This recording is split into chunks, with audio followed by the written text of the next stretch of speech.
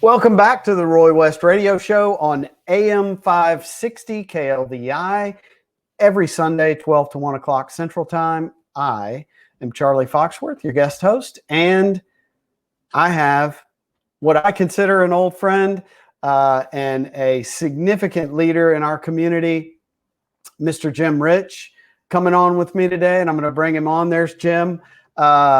Jim was part of our what we considered one of the very first big economic development maneuvers made in the Golden Triangle, and that was the federal prisons that came here with a whole new concept that they were going to try here. And Jim, welcome. That was 22 years ago. Yeah, crazy, huh? And or you maybe longer. The effort was longer. I have been retired from the Federal Bureau of Prisons for 22 years. So.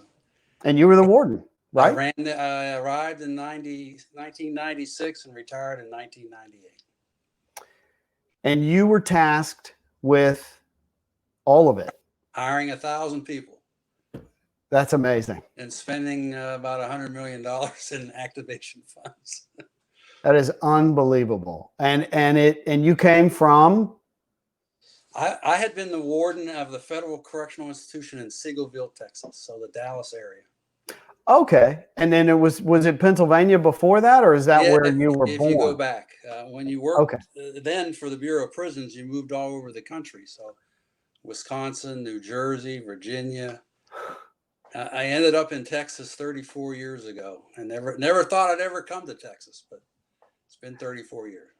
Well, and I kind of said the same thing about moving back here to my parents when I left to go to college. So I will never move back there, and made my family and everything here. And it turns out you, with a myriad of options at your availability, decided to retire here, right?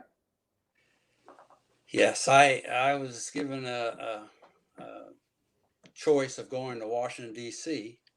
Late in my career, and would have left my children behind. They were in college, so I said no, thank you. That's how that career ended. And I was active in the Beaumont Chamber of Commerce. I was a volunteer, a board member. They had a vacancy. I applied.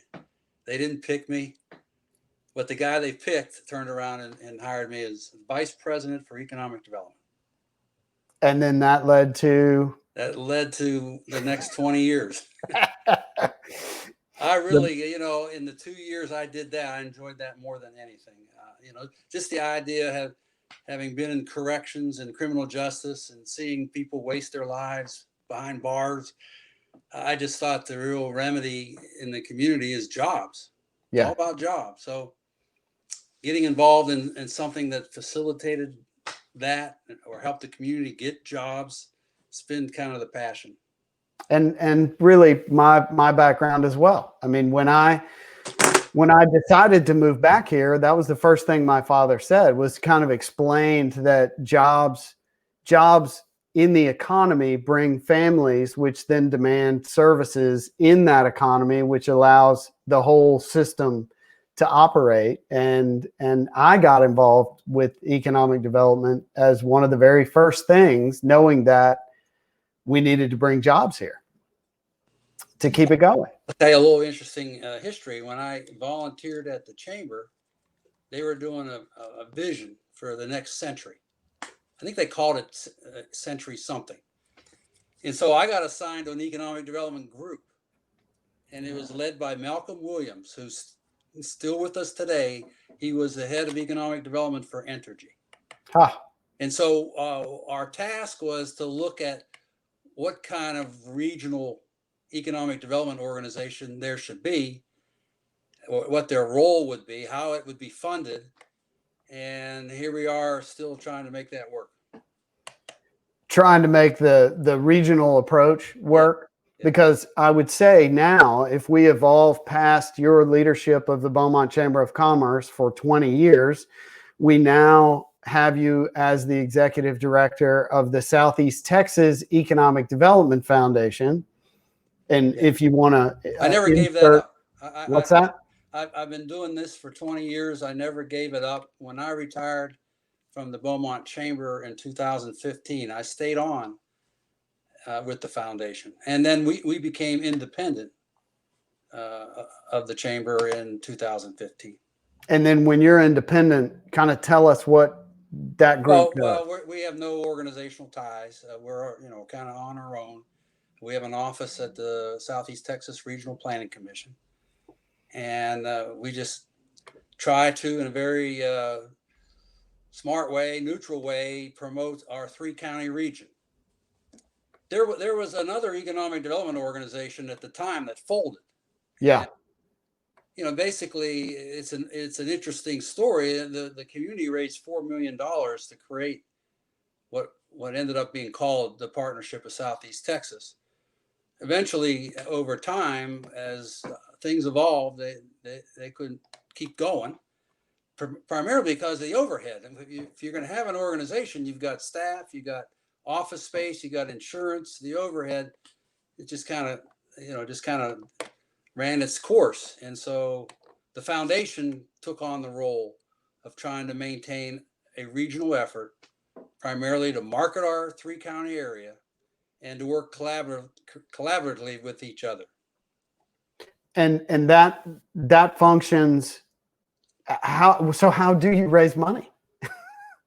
Oh, well, we're a 504 SBA lender, which is a SBA real estate loan. And by doing these loans, we get fees at closing and the service to loans. And that's kind of how the foundation generates its income. And it's enough to keep our other effort, which is really why we're doing it, the regional economic development effort, going. Which is a separate, smaller group, right? It's a committee of the foundation. Okay. But the funds for READY, we call it READY, are kept separate from all other funds. So the Regional Economic Development Initiative, called READY, represents our 3 counties, from either a county representative or a municipality representative for economic development, and all of them work together to bring business and industry into our area. Is that fair? We raise about $100,000 a year, and we decide how we're going to spend it on marketing the region, on sharing resources. We have software that we share that we couldn't afford on our own. And then the third leg of that is to help the professional development of the economic development professionals in our region. Yeah. So we're talking about the Silsbee EDC, the Beaumont Chamber of Commerce, the Port Arthur Chamber of Commerce, the Orange Chamber of Commerce, the Nederland EDC. I'm going to get in trouble as I named it. Port Neches EDC, the Port Arthur EDC, Workforce Planning Commission, all and others, the City of Beaumont, all are members of READY. Yeah, all involved in moving the economy forward and bringing business into the whole area, realizing that some big company comes into, let's say, Hardin County, Jefferson County and Orange County are going to benefit from people that are driving to go to work there, no doubt. And a big company needs big things, and so it takes a regional effort to kind of meet needs. Perfect. And to talk to them and to be one voice and not competing with each other. Yeah, that's exciting to hear, because when I came here 20 years ago, there was a lot of competing and jealousy and not wanting to work together. I'm glad to say those days are long past, but it was pretty prevalent at the time. I remember. And so that's good. That's really good to know, because you hear a lot. We don't know the factual background of it, but you hear somebody may question, why is Tesla not coming to Beaumont? But we have a committee. There's reasons there, but those people are at the forefront in connection with the governor of the state of Texas and everywhere else, trying to bring people in here all the time. And people that are a fit. Yeah, right. You just don't go out and all of a sudden decide you're going to be something else, Yeah. We can talk about it, but yeah. Anyway. Okay. So Jim Rich, thank you for being a friend. Thank you for being a mentor. Thank you for being someone that has blazed quite the path and continues down that road, how can people get in touch with you? Just go to our website, setedf.org, and at the bottom of the page is my phone number and email. Awesome. And who's Awesome. chairman of this group, by the way, Charlie? What's that? Who's the chairman of the foundation? I'm not sure. It may be me. All right. Have a great weekend. Okay. Thank you. And we'll talk to you soon.